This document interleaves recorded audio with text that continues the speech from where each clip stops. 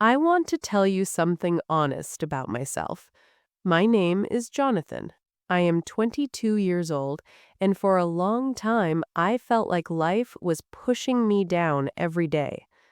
I did not feel like a strong man. I did not feel like a lucky man. I only felt tired. My father died 3 years ago. He worked as a mechanic. His hands were always dark with oil, but he always smiled when he came home. When he died, the house became very quiet. The chair where he used to sit stayed empty for a long time. My mother tried to stay strong for me, but 1 year after my father died, she became sick. At first, it was small things. She felt weak. She slept a lot. Then the doctor told us she had a long illness. She needed medicine every month. Medicine costs money. Everything costs money. I was studying at a small college. I wanted to finish my degree in business. I thought maybe one day I could open a small shop or a café. Something simple, something honest. But the school office called me one day. "Jonathan," the woman said softly, "your tuition fees are late." I knew they were late. I just did not know how to pay them. Every night I sat at the small table in our kitchen. I looked at the numbers on paper: rent, medicine, food, tuition. The numbers did not work. No matter how long I looked at them, they did not change. So I started working more hours. I worked at a restaurant in the center of town. It was not a fancy place. It was small but busy. The smell of grilled meat and warm bread filled the air all day. My job was simple.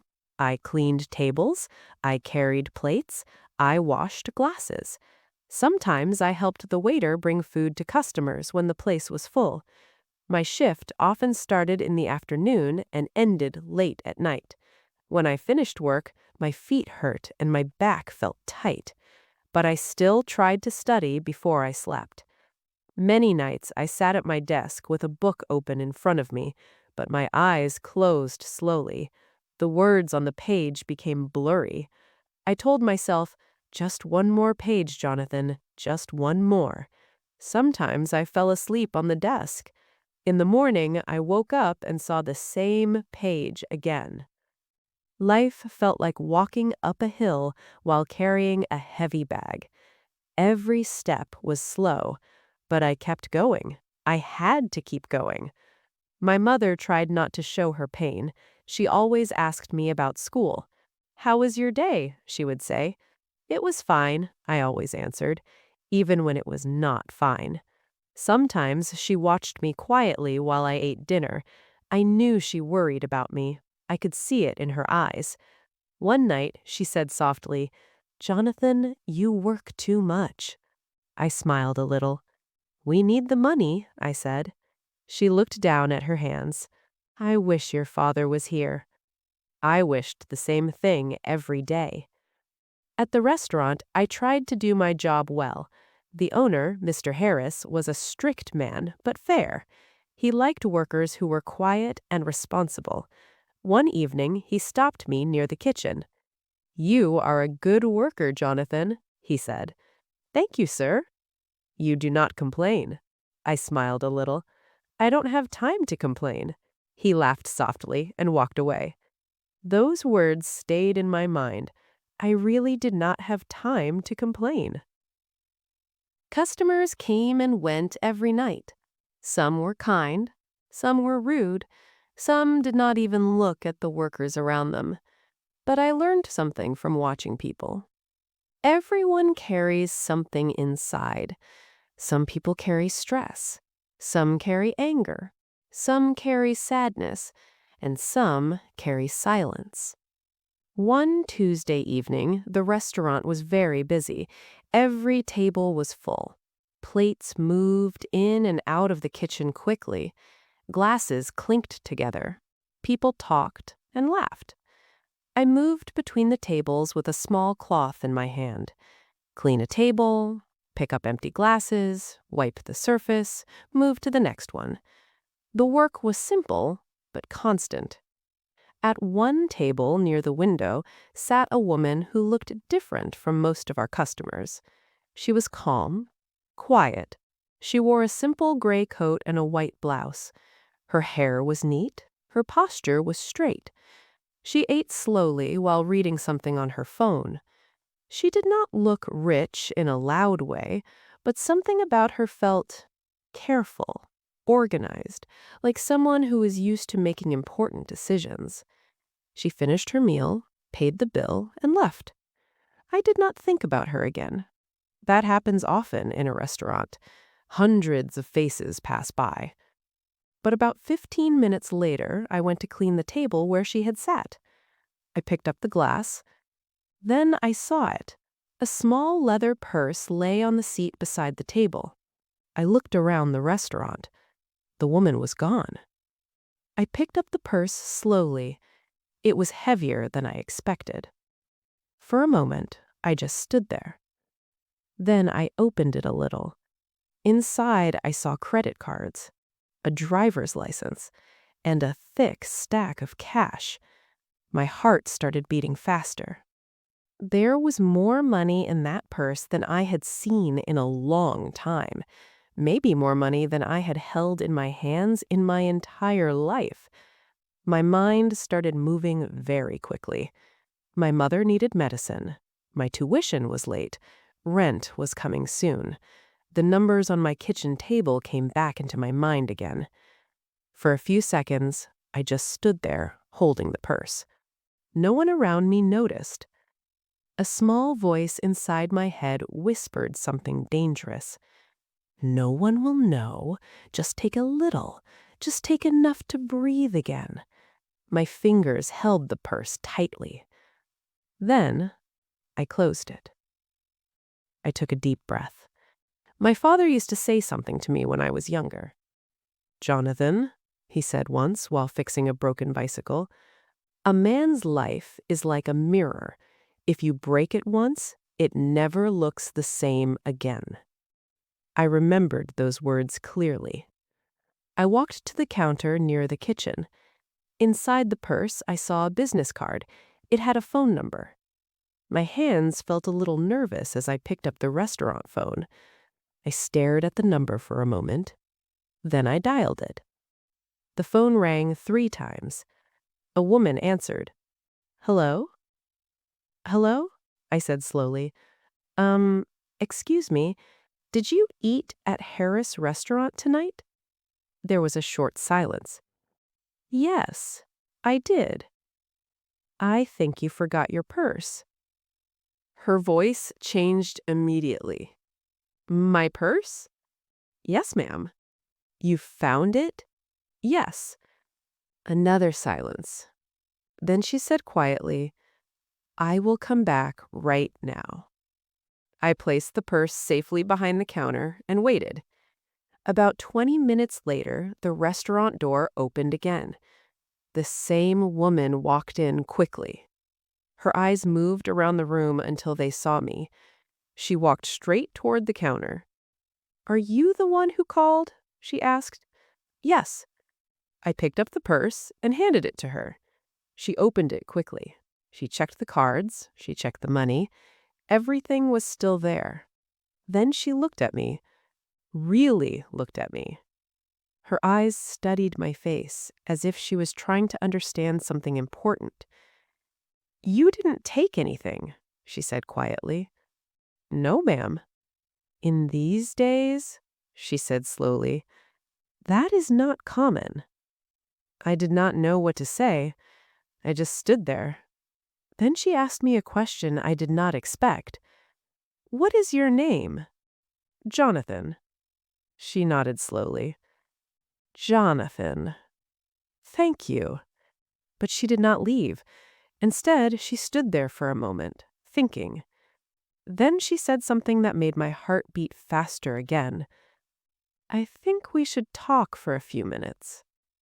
And in that moment, I had no idea that this simple decision, returning a lost purse, was about to change my life. Completely. The woman stood quietly near the counter for a moment. The restaurant was still busy behind us. Plates moved in and out of the kitchen. People were talking and laughing.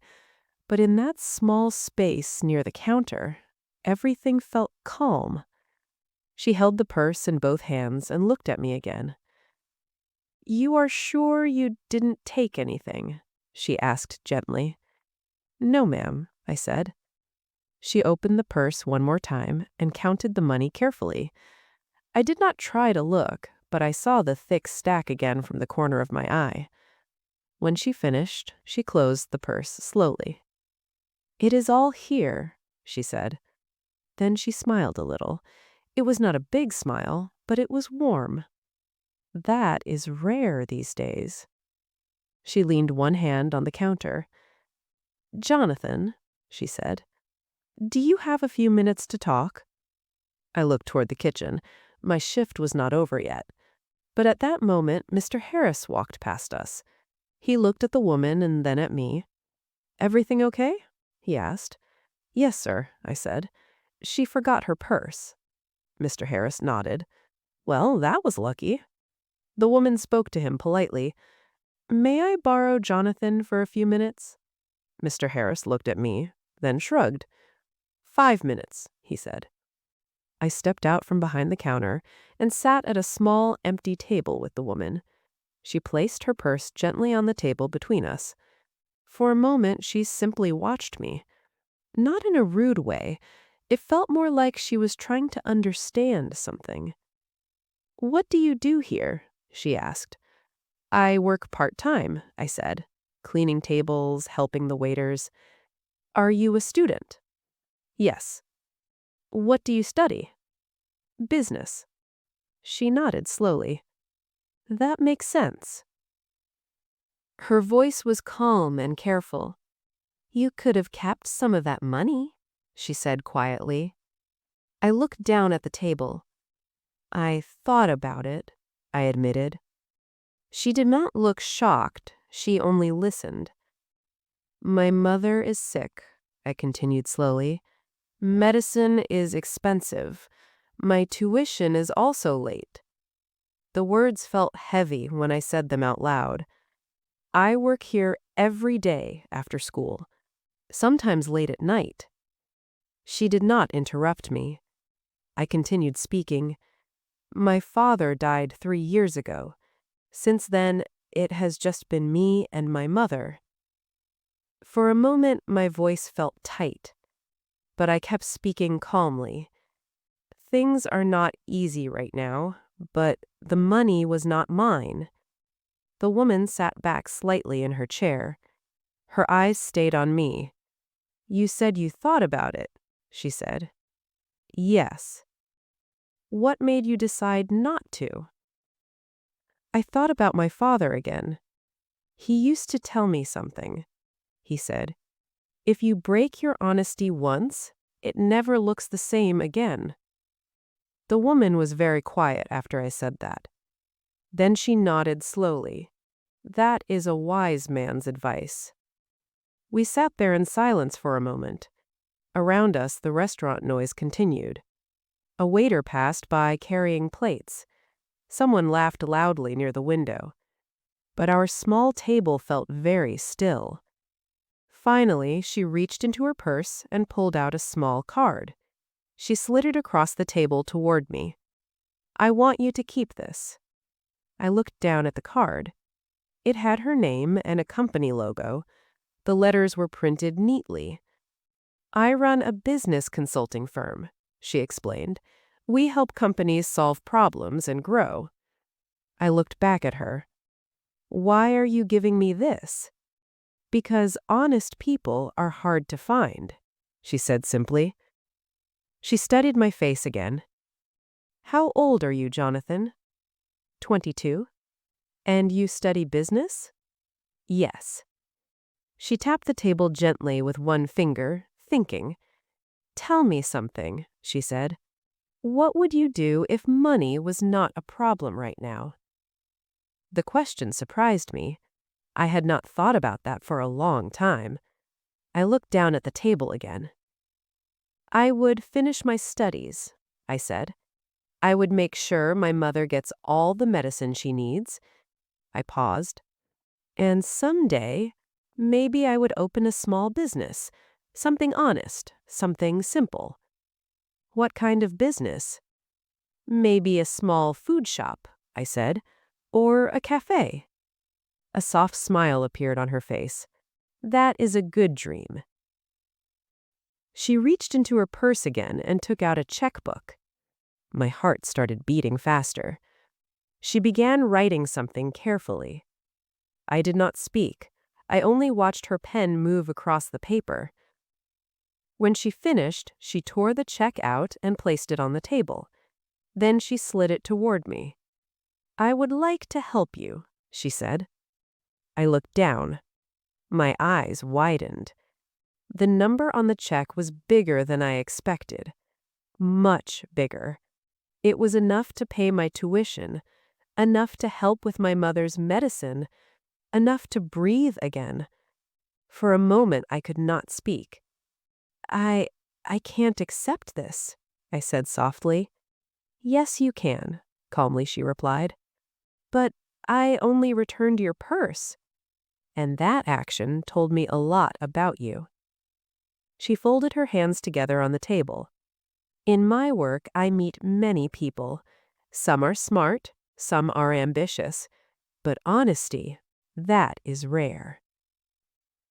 She pointed gently at the check. This is not charity, she continued. Think of it as an investment. An investment? Yes. I believe you will use it wisely. I felt my throat tighten. But why trust me? I asked. She smiled again. Because you already proved who you were when no one was watching. The words stayed in the air between us. I slowly picked up the check. My hands were shaking slightly. Thank you, I whispered. She stood up from the table. But that is not the only reason I wanted to talk to you, she said. I looked up. My company always needs young people who are hardworking and honest. When you finish your studies, come see me. She pointed at the card again. There may be a place for you. My heart felt full in a strange way. Hope is a quiet feeling, but when it comes after a long time of worry, it feels very strong. Thank you, I said again. She picked up her purse. Before leaving, she paused beside the table. Jonathan, she said softly. Yes? You reminded me tonight that good people still exist. Then she walked toward the door and disappeared into the night. For a few seconds, I stayed seated at the table. The restaurant noise slowly returned to my ears. Someone called my name from the kitchen. Jonathan, we need you. I stood up quickly and put the check safely in my pocket. The rest of the night felt different. My steps felt lighter. My chest felt open. When my shift finally ended, I walked home slowly. The streets were quiet. When I opened the door of our small house, my mother was sitting in her chair. You are late, she said gently. I know. She looked at my face. You look different tonight. I smiled. Something good happened. I sat beside her and showed her the check. At first, she thought I was joking. Then her eyes filled with tears. Jonathan, she whispered. I held her hand. It's okay, Mom, I said. We're going to be okay. Months passed after that night. I paid my tuition, my mother received the medicine she needed, and for the first time in years, I was able to focus on my studies without fear sitting in my chest. 2 years later, I graduated. I still had the woman's card, so I called her. She remembered me. Soon after, I started working at her company. The salary was good, the work was honest. I learned many things about business, and slowly I saved money. One day, after several years, I opened a small café of my own. Nothing fancy, just a warm place where people could sit, drink coffee, and rest.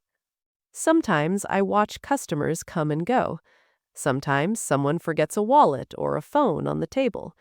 When that happens, I always smile a little, because I remember that night in the restaurant. One small decision, one honest moment. Life can change quietly. Sometimes it changes with one simple action, like returning something that was never yours. My father said a man's life is like a mirror. Now I understand what he meant. If you keep it clear, one day it reflects light back to you.